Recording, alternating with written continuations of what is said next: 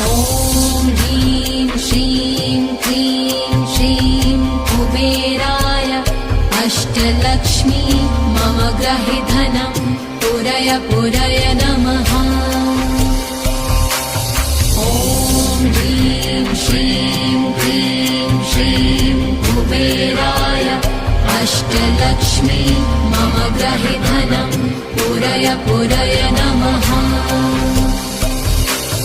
ॐ ह्रीं श्रीं क्लीं श्रीं कुबेराय अष्टलक्ष्मी मम ग्रहे धनं पुरय पुरय नमः।